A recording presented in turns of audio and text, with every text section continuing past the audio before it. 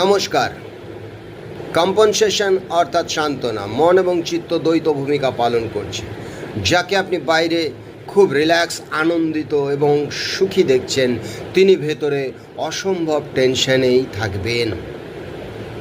বাইরে যিনি ঝগড়া অশান্তি করছেন, ভেতরে তিনি শান্তিতেই রয়েছেন। দুঃখে যাকে দেখছেন, তিনি পরম আনন্দে রয়েছেন। এটাই স্বাভাবিক। মন সবসময় দু নৌকোয় পা দিয়েই চলছে, তা না হলে প্রত্যেকটা মানুষ পাগল হয়ে যাবে। অর্থাৎ আসলে যাকে সুখ শান্তি আনন্দ ভাবছেন, তিনি সুখ শান্তি আনন্দে নেই। এই দ্বৈত ভূমিকার ঊর্ধ্বে উঠে যিনি ভাবতে পারবেন নিজেকে, তিনি সুখ শান্তি আনন্দ পাবেন। তা না হলে সুখ শান্তি আনন্দ পাওয়া কারোর পক্ষেই সম্ভব নয়। স্বপ্নও ঠিক বিপরীত। সাধু হলে চোরের স্বপ্ন, চোর হলে সাধুর স্বপ্ন দেখবেন। এটাই বাস্তব। এটাকে সিজোফ্রেনিয়া বলা